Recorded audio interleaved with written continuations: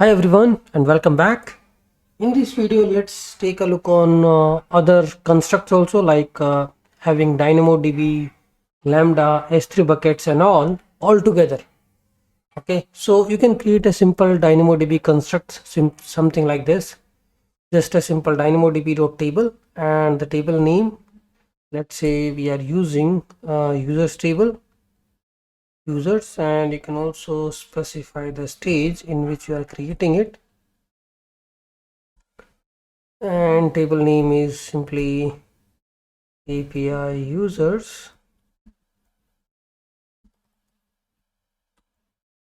and then it's a DynamoDB table, so you have to specify what is your partition key, what is your sort key, and all those options you can specify in this. Let's say the sort key is created at sort key, the name is created at, which is of type number, dynamodb.attribute-type.number. Okay, so this is just like a simple table definitions you have created. It's like a DynamoDB. Similarly, you can also create a simple S3 bucket. How we do it? Const user uploads or user artifacts, whatever. New CDK dot, there are many ways to do it. So you can just do AWS S3 dot bucket, or you can import it like this. Import same as the DynamoDB S3, and here it will be AWS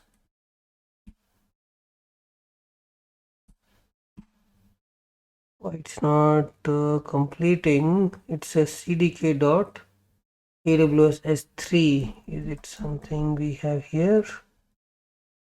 It's still thinking. TypeScript is a little slow here. So S3 bucket, and here what we can do is we can just pass this bucket name. Let's say user docs and stage. This is the environment, and then whatever the properties you want to pass for the bucket name is, let's say the bucket name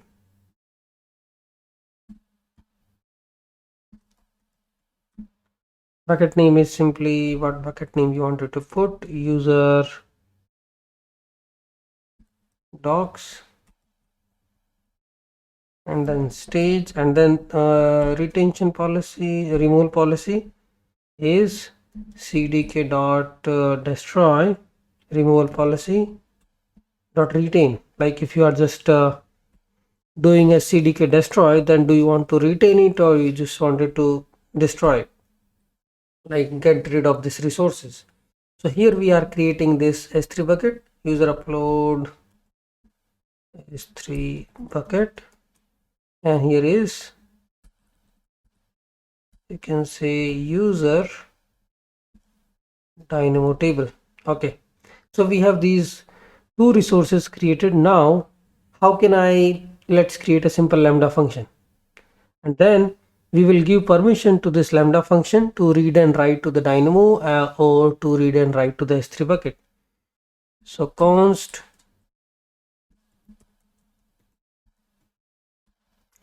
API lambda function, and here also we will use cdk dot lambda cdk dot aws lambda. So you can access the resources like this also from cdk dot function, and here you need to specify the whole different properties. This your function name, okay, API user stage, this is my function name, and rest all the properties which we can specify. And in the properties, it's all about function name. There are many properties. Runtime will be what is cdk dot aws lambda, Again, we need to just look for the whole path. AWS lambda dot runtime dot node 16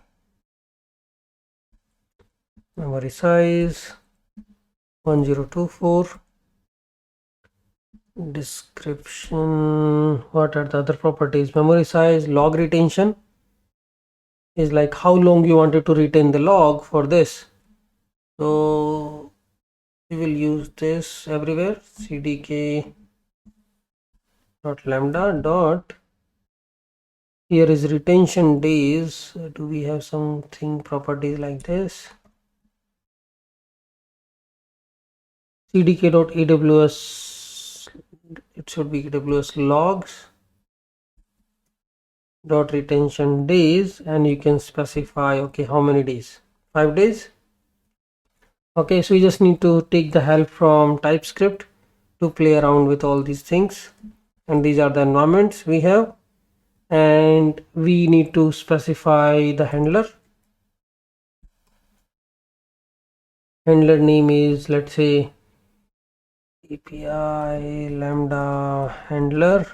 This is your function name, and then the code cdk dot AWS lambda dot code dot assets from assets, and here you need to specify the path. I will just specify path dot join from correct dir name. Just go one step back, and then there is a maybe a source directory. From there you can get the index.js. I think we already have something, index.js. We are not writing TypeScript because it requires bundling and a lot of other things.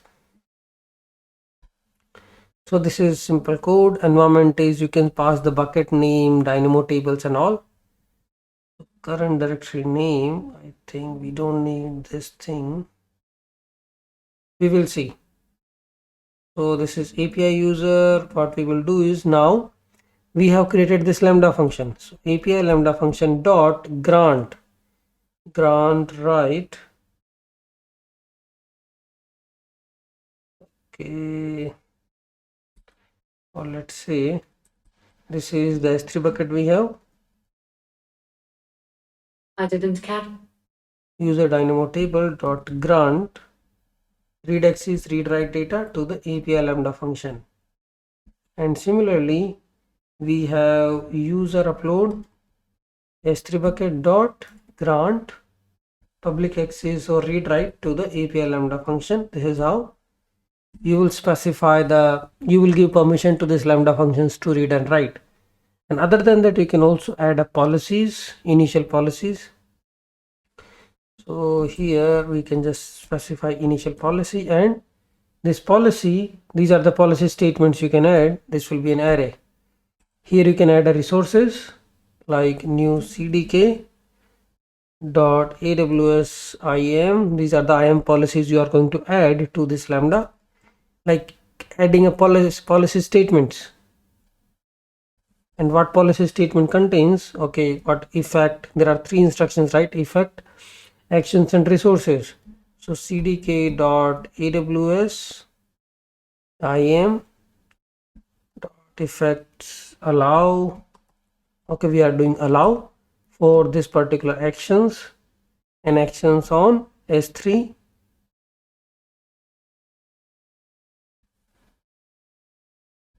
And the other thing is resources.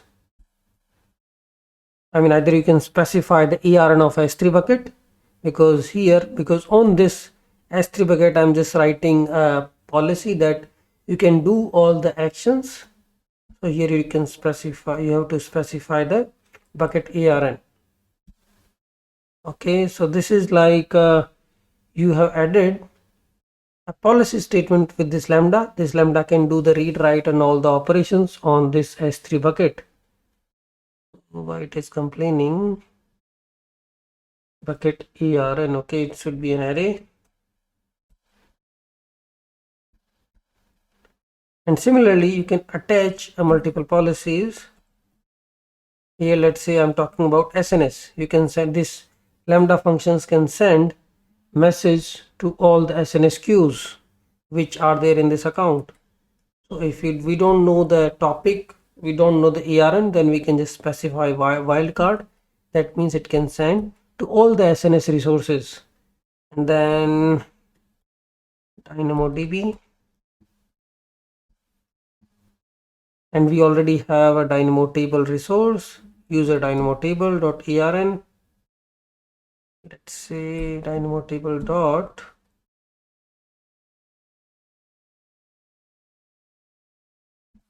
table arn. So we will see if this works. I mean, we need to specify the table arn for this.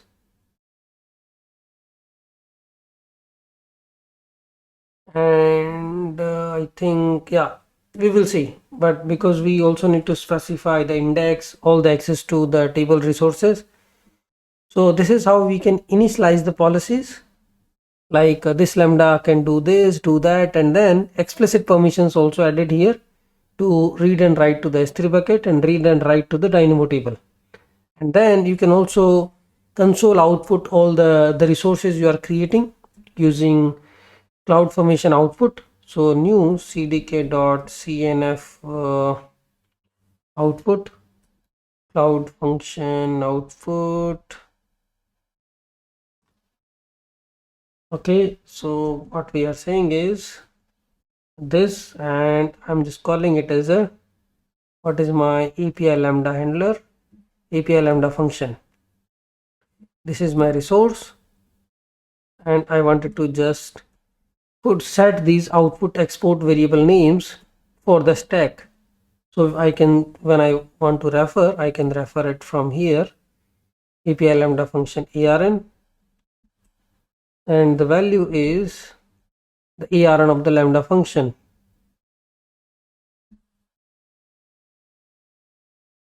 API Lambda function dot function ARN. So these are the export variables added to this particular stack. Similarly, we have a couple of more for the dynamo, for the S3 bucket. So this is user dynamo table. I mean, these should be appropriate names. I'm just putting some random names for now. This should be table ARN, and then there is an S3 bucket.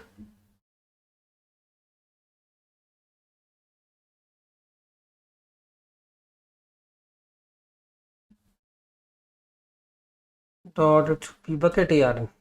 So these export names will be added, and we can also see that in the console that these are the resources has been created with these ARNs.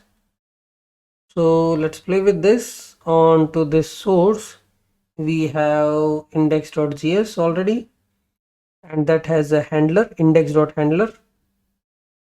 We may need to change our stuff in the Lambda. So handler is index.handler.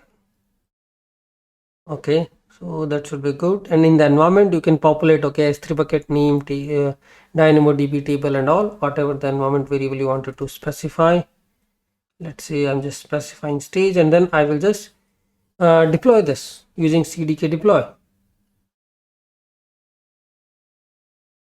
Now let's deploy this particular stack, which contains S3 bucket, dynamodb table, and the simple Lambda function. So we will just do npm run cdk deploy, and we will see what all resources are getting created for this stack. API Lambda stack. Okay, creating the assets, and now if you see what all permission it is asking for, it is creating this particular role, and it is creating all these are the policies. Okay, resource, effect, actions, and principal. And then all the resources, like it is we are giving permissions for the S3 dynamodb table and SNS, and it is creating these resources.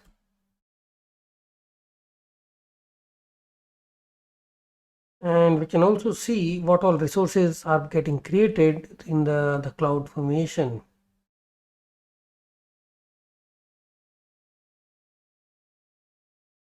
So it is creating CloudFormation change set and going to create all these resources for us. I mean, there may be a failure also if the resource already exists and you are trying to create it again, or you are creating some stack name which already exists or resource already exists. In that case, you may see a problem. You can see a dynamodb table with identifier already exists. So it will roll back. It will not create anything. Can I add a policy here? Removal policy is cdk dot removal policy dot destroy, and here also I will just say destroy. So when I just do npm run cdk destroy, it should clean up both the resources like S3 bucket and the dynamodb table. I mean, ideally we should not destroy them, because let's say somehow if you destroy a stack, your persistent like S3 bucket, RDS, dynamodb table should also gets destroyed. So we should avoid it. Here I'm just creating a demo and I'm just showing, because when I do this again, I'm getting this error because maybe a partially this stack was deployed and those resources were created and the stack was not completed. Now when I'm trying to create the stack, it is saying duplicate. So first let's clean up this stack by removing this S3 bucket and removing the table. Now I will just do is cdk deploy again. So it should create the resources again. So we are just doing simple plug and play with the AWS CDK and seeing how these resources are created, destroyed, what is the retention policy. So ideally now this should work. We should be able to see all the stack created with all these three constructs, which is dynamodb table, S3 bucket, and a simple lambda function. So it is creating CloudFormation change set.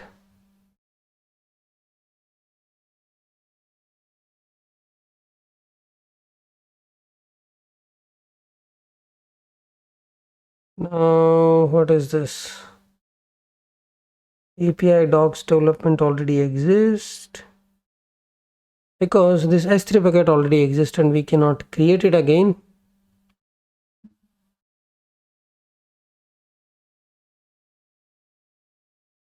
So what I will do is I will just change this name. Ideally it should clean up the resources.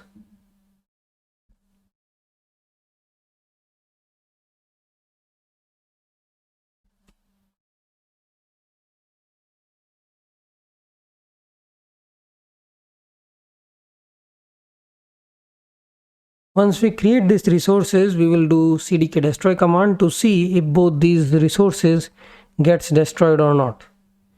You can see here I just now changed the resource names. So what it will do, it will automatically replace those resources with this. So that's also another way to clean up the resources. If you change the name, then the old resources, because now the stack definition has been changed. Now you are using a different S3 bucket with a different name. So the old S3 bucket, because the removal policy is destroy, will be destroyed. And similarly for the dynamodb table.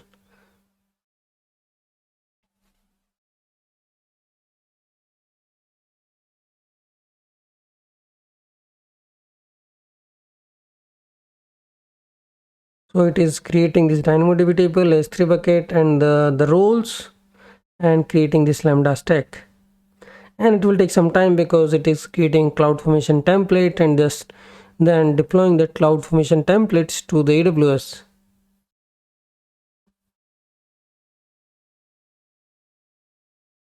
So here you can see the outputs. This API lambda ARN, user dynamodb table ARN, and user upload S3 bucket ARN. And we can also see all these resources in this stack. These are the resources. So you can see there is a S3 bucket, there is a S3 bucket, dynamo table, and the lambda function. and we can go to DynamoDB, Lambda and S3 bucket to see all these things. So I can see one table there. I can see S3 bucket, and this is my Lambda function. Okay, you can see the sort key and the partition key, user ID and the created at, and this is my Lambda function. I'm still using simple JavaScript because for TypeScript I need to do the bundle and all these things will happen. This is my S3 bucket. Now what I will do is I will try to clean up the resources. Let's say if this removal policy really works, destroy. So what it should do is it should clean up the resources, means the DynamoDB table, Lambda and this S3 bucket should be gone once we destroy this stack. So you can also see the progress in the CloudFormation, like whatever is we are doing through the CDKs should be reflecting the same here. So delete is in the progress, and what all events you can see it is deleting the resources also, so that's good. So it's deleting this S3 bucket. Delete complete. The only thing is the Dynamo table. The delete complete. So now if I just go and check the S3 bucket, I should not see that S3 bucket now. You can see that bucket is gone. User 1 docs app development. The Dynamo table is also gone. Okay. So that's a clean way of doing things and to avoid any duplicates, because earlier we were facing some errors because the S3 bucket was already there. Maybe I did a Control-C while creating the resources, so the resources were partially complete, and then when I'm trying to do CDK deploy, the same name resources are already existing, because once you create once you do the CDK deploy, you can do CDK deploy 10 times. It won't complain that resource already exists, because that is part of the stack, and it won't create that resource again until unless you update the resource name or resource policy and all those things. So that's just a simple demo. Let's see, in the next video we will attach an API gateway to the Lambda function and see the real life example.